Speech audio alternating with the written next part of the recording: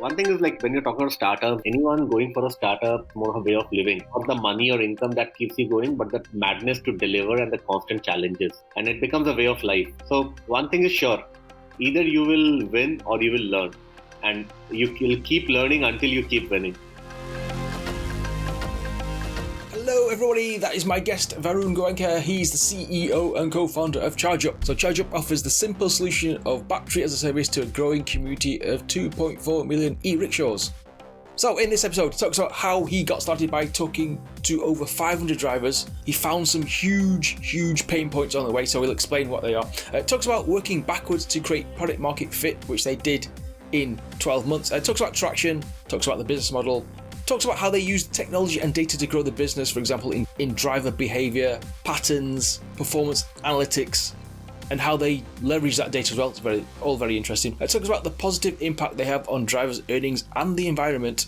Talks about trying influencer marketing, talks about partnerships with dealers, talks about how fast they're growing, thoughts on the oil, fossil companies as well. And finally, he talks about why having a growth mindset is very important in the startup world and why being a backbencher at school helped, and much more. So please, in the show, thank you. Hello, Varun. Thank you for coming on the show today. Thanks, Neil. Thanks for having me. Awesome stuff. Please tell the listeners what you're building. Neil, we are building, India's largest battery swapping network, and where we are catering to already existing 2.4 million electric three-wheelers on Indian road. Awesome stuff. And how did you come up with the idea? So basically, I met my co-founder Akshay 3 years back. Actually, he saw a big market in this electric three-wheelers. In India, there are more than 2.4 million e-rickshaws on road. They were already struggling with some battery technology. So during our research phase, when we were meeting all the stakeholders, we found there's a huge pain point for this market to grow, an electric vehicle market to grow. We saw that battery swapping is the only solution which can solve this. So we started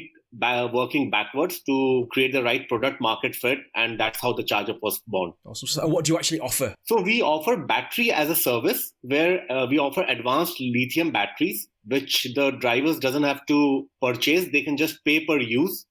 And we provide that through our network of battery swapping stations. And can you share some stats? How many users have you got? How many users have you got? How many charging stations have you got? How are things going? How many cities you're in, perhaps? See, currently we are into Delhi only, yeah. Delhi NCR. Mm-hmm. The majority of the density of this vehicle is in Delhi NCR. Currently we have 14 charging swapping stations in Delhi itself, and we have more than 400 vehicles who are doing a daily swap with us. Is it what you expected? It's going good. In fact, interestingly, even the pandemic didn't hamper the market, because shared mobility is the cheapest form of last mile connectivity available. And even during the lockdown, we have been operating at a 60-65% capacity. So, you mentioned research. So let's go back to the early days then. Who did you ask? You mentioned stakeholders, and what questions did you ask? And so the first stakeholders were the drivers, the e-rickshaw drivers. So we reached out to more than 500 drivers, who were already running these e-rickshaws. We reached out to their houses. We did a lot of, we traveled along their e-rickshaws to understand their pain points, their earning potentials, how much they earn daily, how much they spend daily, and what is stopping them or stopping their growth. Along with that, we also met the manufacturers of the conventional batteries, the dealers, the vehicle manufacturers. So we tried to understand how the system was working, because there was not enough government support at that point of time. And still the market had grown big, but still it was not able to cater the demand. And in terms of the drivers, what questions did they ask then? So drivers, we were trying to understand what is their daily, what is the radius of their work, how much kilometers they do every day, how much they earn every day, how much they spend every day, and what are the heads on which they're spending. And interestingly, what we found that the drivers were working only in a 10-kilometer radius, because there was a range anxiety among the drivers. And they were able to earn hardly 800 to 900 Indian rupees per day by spending 150 rupees a day. What our services enabled them was they were able to move from 10-kilometer radius to a 50-kilometer radius, and increase their earning potential from 800 to 1,500 rupees a day. Did you get any sort of negative feedback as well when you're trying to pitch this as just an idea? Yeah. Actually, during the research, we definitely got a lot of negative feedback from the stakeholders, like the vehicle manufacturers, the battery dealers. So they were apprehensive on 2 points. One, the driver is not going to pay so much for rental of batteries. Secondly, there was a apprehension on the theft of the batteries. Yeah, interesting. Yeah. And what were your sort of thoughts behind that? How do you overcome those challenges, those difficulties? Frankly, both the apprehensions were not actually correct, because primarily the drivers were happy paying pay per use instead of owning the asset, and because it was helping them to increase their earning potential. And secondly, the batteries are never stolen by the drivers. It is a community working. It helps them to grow their earnings. So they were not the thief. They are professional thieves, which we countered through our tech, IT, IoT, which we built up around the battery by geofencing. Talk about how the technology sort of drives your company then. When we say technology, there are two parts of it. One is the battery technology, on which my co-founder Akshay is an engineer and much more, I would say, focused on building a very strong battery tech. Second, and this battery tech is actually helping us to give an assured kilometers to the drivers. That's building a trust among the stakeholders. Second is the IT infra. Electric vehicles, if you see, there is a lot of influx of data and connectivity. So with the IT infra, we are capturing all the driver behavior, their driving patterns, the vehicle information, the battery, the battery performance, which is helping us to enhance our services. And further, these data will be leveraged, in this ecosystem. Yeah. How will you leverage that information then? Let me give you a few examples. Like today, we have 400 vehicles on our platform. We know that this year, out of that, at least 100 vehicles are going to be, there's an end of life, and these drivers will be looking for a new vehicle. So we can use that data and our network to sell them new vehicles, understanding their requirement of a vehicle, whatever vehicle is required. Secondly, if you see, we have a data of how the vehicles are performing, what wear and tear is there.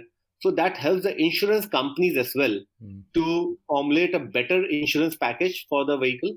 Thirdly, we also get a data on the daily, the routes the drivers are using, the timings which they are congregating. So this helps us to, actually formulate a demand scenario for the drivers. That's interesting stuff. That after you did the research, right. What did you, and you spoke to the 500 drivers, what did you do? What did you do next? We, Akshay, we started ChargeUp, and we started our first battery swapping station in Delhi. Mm-hmm. That was the starting. Yeah, initial first 3-4 months was a little difficult in terms of understanding the pricing mechanism, how the drivers are, what is the go-to-market strategy, how to attach the drivers to the station, what type of IT infra we need to build. But, it took us almost a year's time to get the right product market fit and get the right pricing methodology, driver behavior. And post that, we started expanding our network. So how did you get your first customers then? No, so we did a lot of marketing activities. Yeah. We did a lot of road shows. We tried to do influencer marketing. There are influencers among the driver community. And also we tried to, we did a lot of subsidizing the prices initially to build the behavior pattern. Yeah, what worked in terms of marketing and what didn't work in terms of marketing? So in terms of influencer marketing, worked really well. See, doing road shows and marketing activities was more of an awareness program. But what worked really was, interestingly, these drivers' batteries, what they were using conventionally, were all, they die out in 6 to 8 months' time. So finding those drivers whose batteries have already depleted, that was the key point for us. So we started doing a lot of free service camps for the drivers, which gave us the real data of the consumer, and we could switch them to our platform. And interestingly, Neil, all our batteries are agnostic to the make of vehicle. It can fit in any vehicle without any retrofitting. How long does it take to charge then? And, how many kilometers can I get out of it? So, basically, we give per swap 80 kilometers. And, for us, it takes around 3 hours to charge. So we have a whole charging cabinets where all the batteries are charged together. Okay. So this is just like a swappable service. Is that absolutely. Right? So it takes less than a minute, less than 2 minutes to swap a battery. That's, I would say, even lesser than getting your car fueled. Yeah. So I suppose that's better than just doing the straightforward charging point, right? Yeah.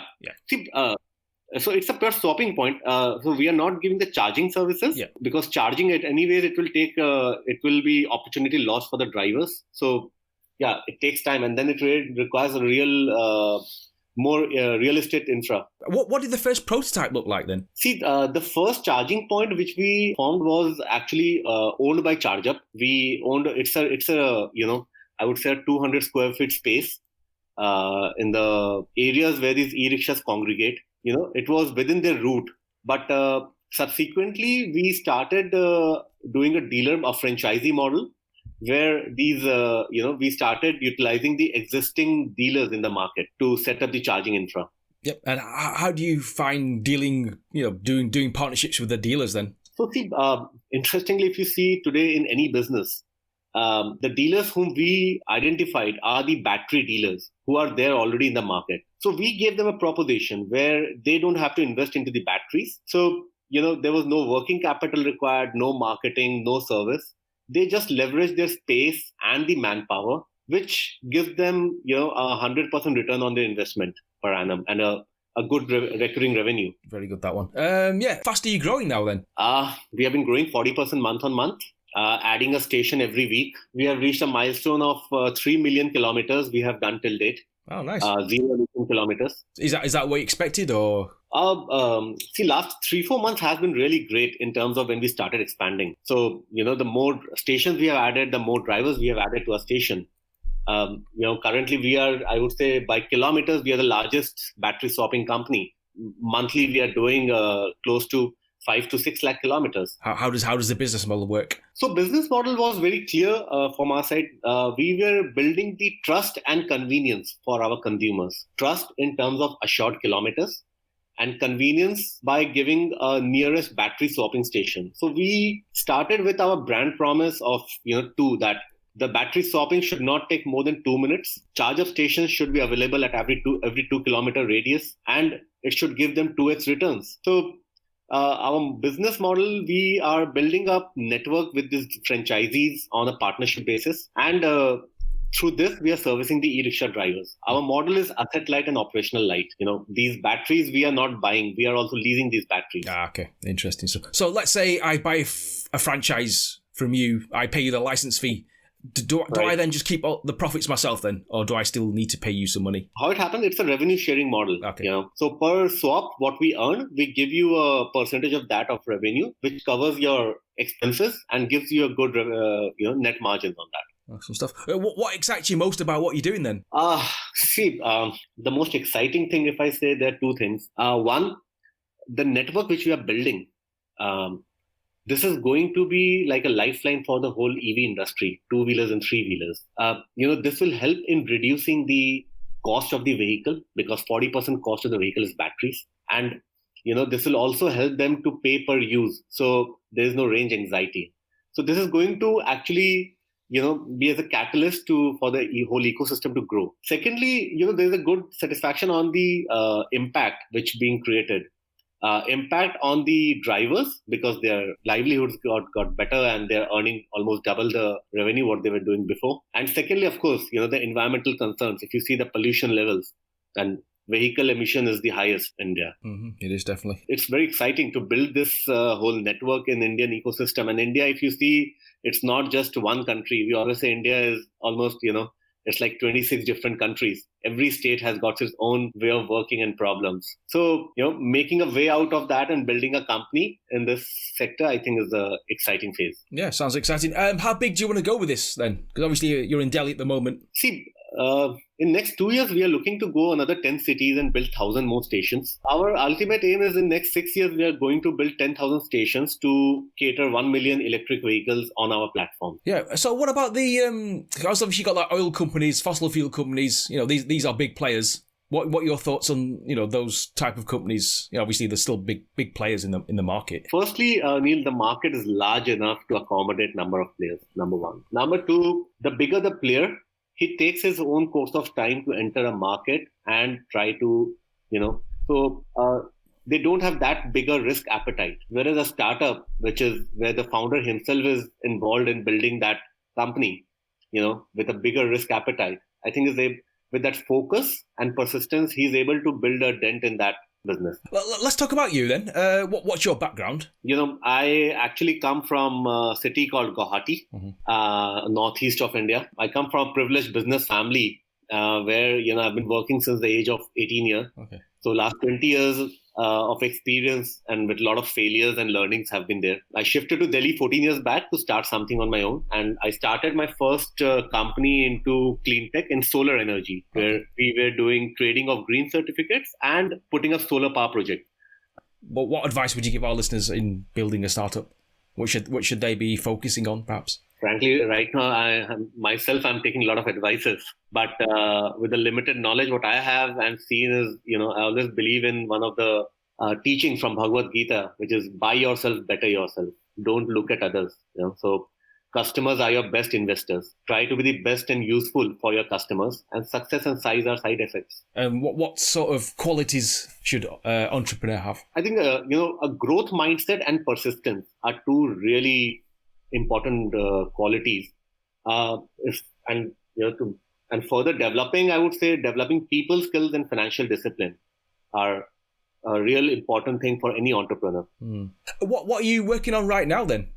So right now, we are actually working on building a network for B2B deliveries. If you see the e-commerce industry, it is all thriving on a delivery network. Yeah. And this delivery network, firstly, on the sustainability commitment, has to be shifted to electric vehicles. Plus, it also helps them to reduce their cost substantially. So we are trying to build a network also and working for a B2B company as a pilot to support them with our battery swapping network. Yeah. How's that working out for you? How's that going? Oh, it's going good. In fact, it's, I would say, more assured business from the B2B, and it's more exciting because, if you see, the whole economy today is looking at e-commerce industry where, various giants are fighting. So this delivery network is I would say, the backbone of it. So being a service provider to that network and helping that to grow is really exciting. It's like there's a lot of complex problems which we are trying to solve. Yeah, sounds interesting. What type of problems, what type of complex problems are you trying to solve? See, basically what happens is any B2B delivery, they have a certain payload requirement and they have a kilometers requirement, which cannot be fulfilled by any vehicle because, that makes the whole proposition way expensive and there is a high downtime. So we are trying to work with the vehicle manufacturer parallelly so that, the company can just buy the vehicles without battery and we can leverage them through our battery and IT technology where they can pay per kilometer, reducing the cost and maintaining the uptime. So, there is a intervention of the vehicle manufacturer, battery manufacturer, and the end consumer. So together, the whole problem is a little complex. Interesting stuff. Is the Indian government helping you then? Are they sort of helping you out with loans or grants? So Indian government till now has been really good in their support in terms of, they have done certain subsidy on the vehicles. Secondly, the biggest thing, they have allowed to sell vehicles without pre-fitted batteries, which is a huge support for swapping network. Yeah. But what we look forward for the Indian government as a call to action is, they should definitely get this into a priority sector lending and help in low cost lending to this industry. So in terms of your sort of career, what's been like the most important day in your career? See, Neil, I don't come from a high education like engineering or any background. For me, coming from a small town without any such educational background, and shifting to such highly technical businesses like solar and EV and able to scale this up has been a really exciting phase for me. And, in terms of business, I really admire, the chairman of Motherson, Mr. Vivek Chand Sehgal. Meeting him and getting him as my mentor was, I think, a turning point for my career. Oh, nice. What questions did you ask him then?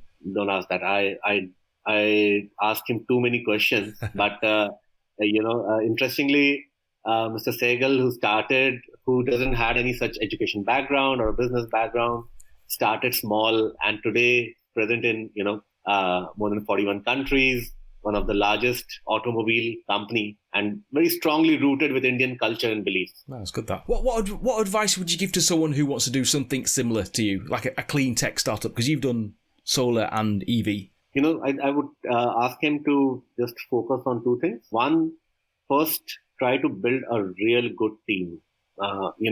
Because market, products, everything can change, but team doesn't change. The first is formation of a good team, and second, of course, be more passionate, and I would say, be mad about your customers. Try to understand what they need and work the backwards, not creating a product and then searching for customers. In terms of the strategy of the sort of locations of the charging stations, then that must be important. You must have done research in that. Where the best places to put the. Yes. Talk about that. Yeah. So basically, for us, it is very important that the areas where we open these swapping stations, the e-rickshaws congregate near that area. They don't have to detour for a battery swap. So, an e-rickshaw who is moving from location A to B, if he has to go all the way 3 to 4 kilometers to swap a battery, that's something we wanted to avoid.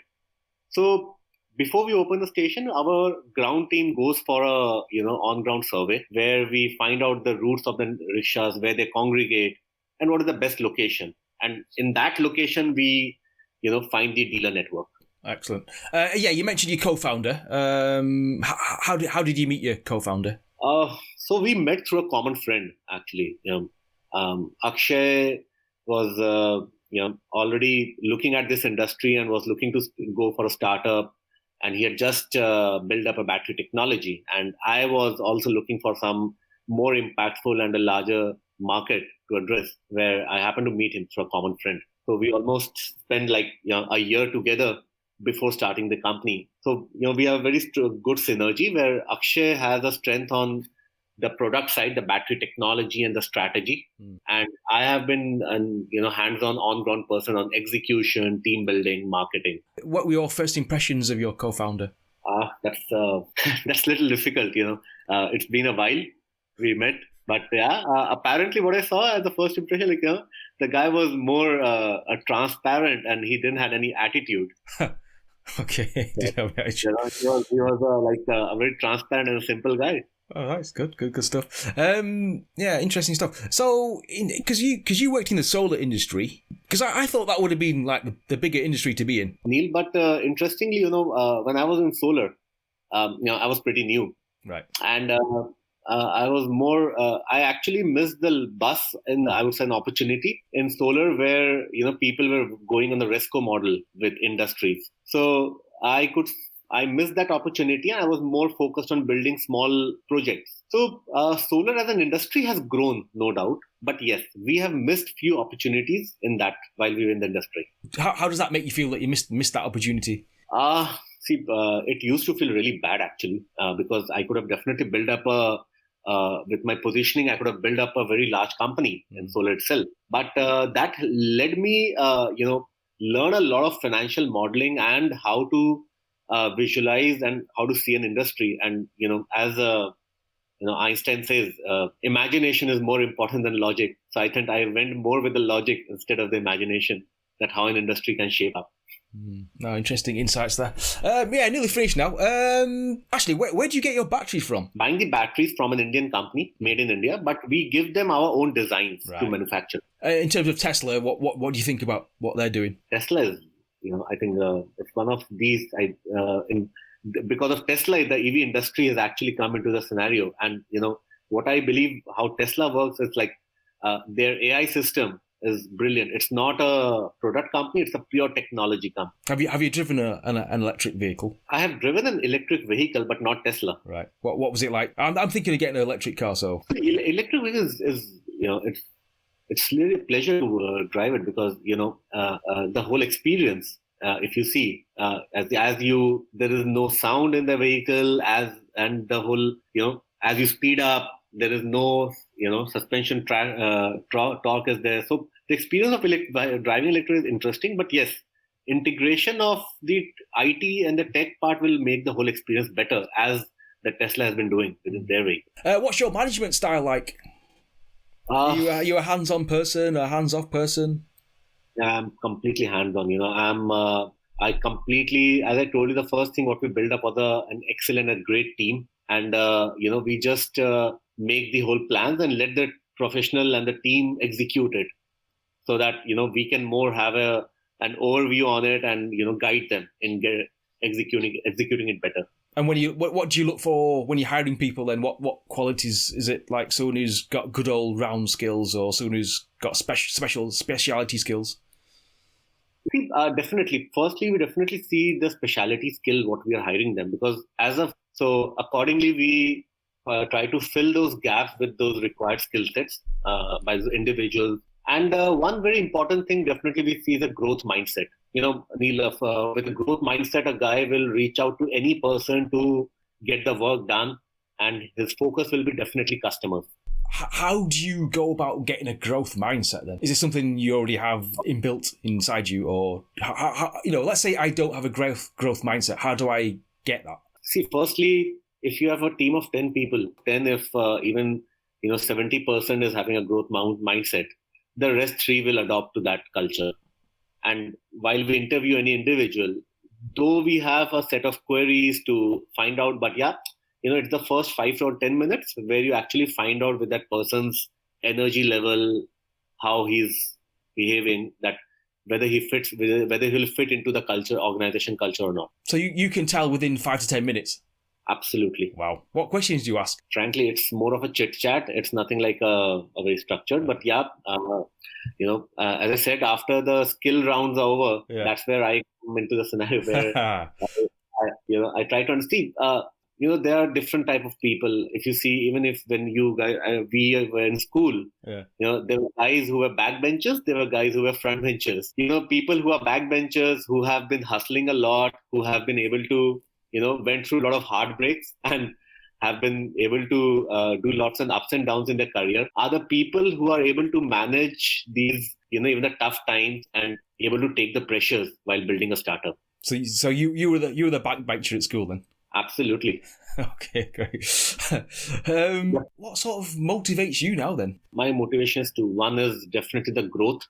And when I say growth, I think there cannot be a better impact or a social service than a business where you can create more and more jobs and impact more people.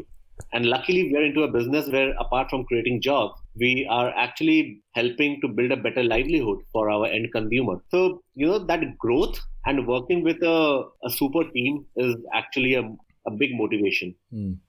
Building our targets really way higher than what we can build. So, the bigger the target and the bigger the heartbeat, so it keeps on moving ahead. Yeah, 100%. Did you raise finance for this, or did you? Obviously, you must have bootstrapped it at the start, but have you got finance from this?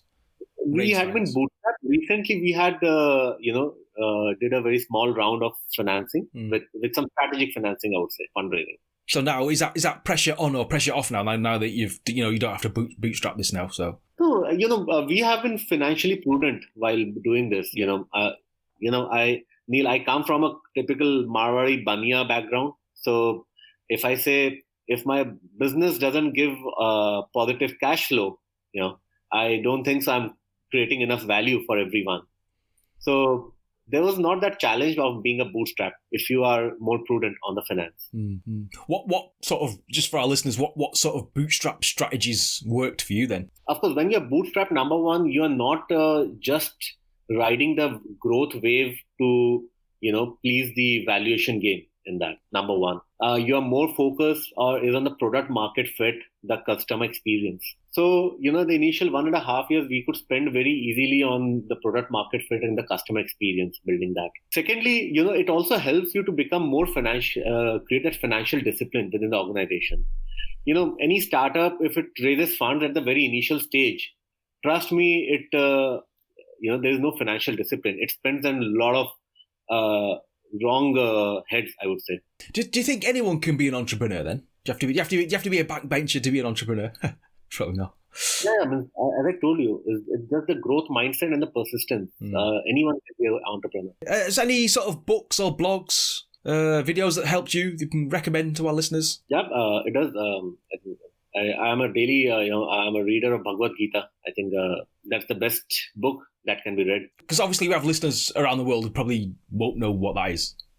Just explain it for those people. Yeah, Bhagavad Gita is our Hindu religion's book, which is scripture, which was said by the God himself. It doesn't talk about religion, but it definitely gives you.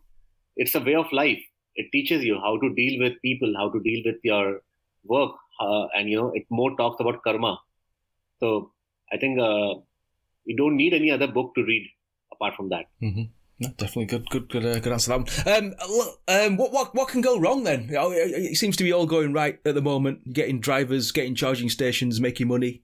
The startup business and the life is very fragile. And when I say fragile, the reason being is tomorrow any company, startup who is more funded with bigger funds can come and try to disrupt the business through its funding. So for a startup, frankly, you don't get enough money initially until unless you really scale it up to a level. So building a startup in such a fragile scenario is definitely a challenging. We always have to be on our free foot, that the market scenario is changing, the technology is changing. So that's a constant challenge we have to face. One thing is like when you're talking about startups and everyone, anyone going for a startup, it's more of a way of living. Yeah. Not the money or income that keeps you going, but the madness to deliver and the constant challenges. And it becomes a way of life. So one thing is sure, either you will win or you will learn.